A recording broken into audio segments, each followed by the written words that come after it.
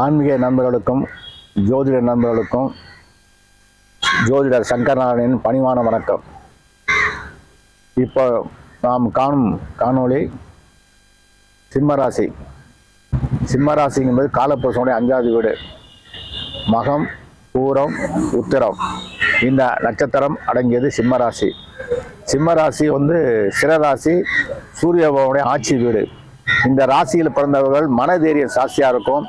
எடுத்த காரியத்தை சிரமமாக எடுத்து முடிப்பார்கள்.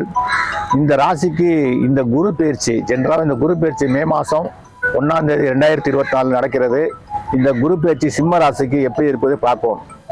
சிம்ம ராசியை பொறுத்த வரைக்கும் இவர்கள் எந்த காரியத்தையும் சிரம்பட எடுத்து நடத்தக்கூடிய ஆற்றல் மிக்கவராக இருப்பார்கள். அதே மாதிரி இந்த குரு பயிற்சி ராசிக்கு 10ஆம் இடத்தில், அதாவது என்ன சொல்லியிருக்காங்கன்னா சிம்ம ராசிக்கு குரு அதிமித்ரு. சூரிய பகவானுக்கு குரு மித்ரு கிரகம். இந்த குரு பகவான் என்று சொல்லக்கூடிய குரு ராசிக்கு பஞ்சமாதிபதி அஷ்டமாதிபதியாக இருப்பதாலேயும் அவர் ராசிக்கு 10ஆம் இடம் என்ற ரிஷபத்தில், ரிஷபம் என்பது சிரராசி. அப்போ ஸ்கோரோடி வீட்டில் சிரராசியில் உட்கார்ந்திருப்பார் குரு பகவான். ரிஷபராசியில் அது சிரராசி. இந்த சிரராசியில் குரு பகவான் அமர்ந்திருவது மிகவும் சிறப்பான ஒரு அமைப்பாகும்.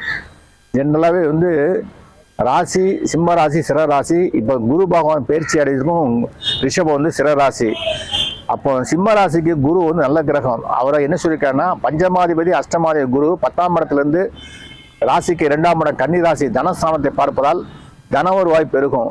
குடும்பத்தில் சுபகாரிய நிகழ்ச்சி நடக்கிறதுக்கு வாய்ப்பு இருக்கு. அதே மாதிரி கல்வி வெளிநாடு சென்று படிப்பதற்கு, உயர்ந்த கல்வி படிப்பதற்கு பொருளாதார தடைகள் இல்லாமல் நல்ல உயர்ந்த நிலை வருவதற்கு, இவர்களுக்கு ஒரு முன்னேற்றம் காண்பதற்கு அரசாங்கத்தின் மூலம் உதவி கிடைக்க வாய்ப்பு உள்ளன.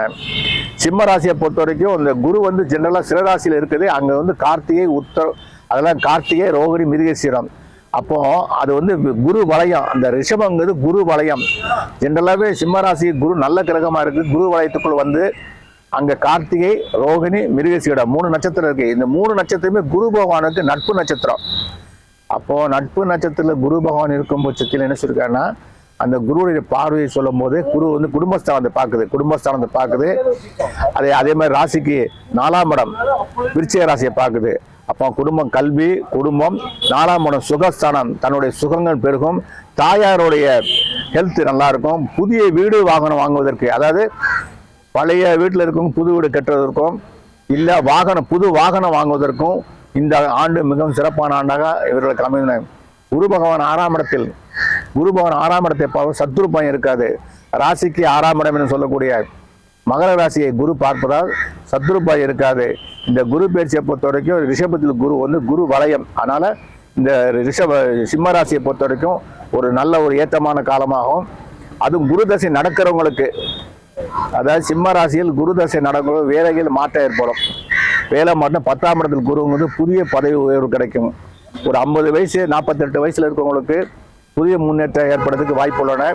அதே மாதிரி கலைத்துறை சார்ந்தவர்களுக்கு, கலைத்துறையில் உள்ளவருக்கு மிகுந்த உன்னதமான ஒரு காலமாக அமைந்தன. கலை இயக்குனர், டைரக்டர், நடிப்புத்துறை சார்ந்தவர்களுக்கு மிகவும் ஒரு பொற்கால ஆண்டாக உள்ளன.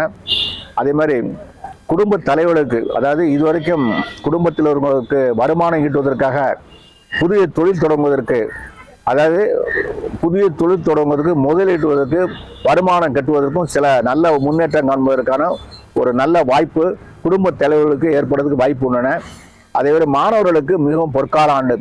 சிம்ம ராசி ராகு தேசை நடப்பவர்களுக்கு ராசிக்கு 8ஆம் இடத்தில் ராகு இருப்பதால், அதே மாதிரி இந்த குரு பயிற்சியும் அவருக்கு சிறப்பாக இருப்பதால், ராகும் 8ஆம் இடத்தில் இருப்பதால வெளிநாடு சென்று படிப்பதற்கு மிகவும் சிறந்த ஆண்டாக அமைய வாய்ப்பு உள்ளன.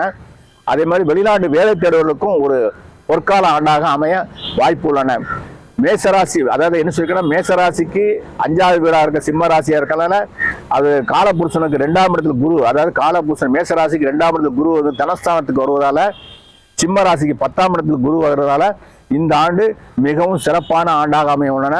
ராசிக்கு 2ஆம் இடத்தை குரு பார்ப்பதாலும், ராசிக்கு 4ஆம் இடத்தை குரு பார்ப்பதாலும், ராசிக்கு 6ஆம் இடத்தை குரு பார்ப்பதாலும் எடுத்த காரியம் ஜெயம் உண்டாகும். சிம்ம ராசி நேயர்களுக்கு பரிகார ஸ்தலம் ஜென்ரலாக 10ஆம் இடத்துக்கு குரு வர்றதுனால இவங்க ரிஷபம் காளையோட வீடு, இவங்க சிவனுடைய ஸ்தலத்துக்கு போகிறது நல்லது. சிவன் ஸ்தலமான பஞ்சபூத ஸ்தலத்தில் அந்த ரிஷபத்தில் இருக்கனால அது நிலம், அப்போ நிலஸ்தானத்தில் இருக்கனால காஞ்சிபுரத்தில் போய் அவரை தரிசனம் பண்ணிடுவாங்க. காஞ்சிபுரத்தில் இருக்க அதாவது மண்ணு ஸ்தலம் வந்து காஞ்சிபுரம் தான். ஆனால் காஞ்சிபுரம் போய் ரிஷபம் அப்படிங்கிறது நிலராசி.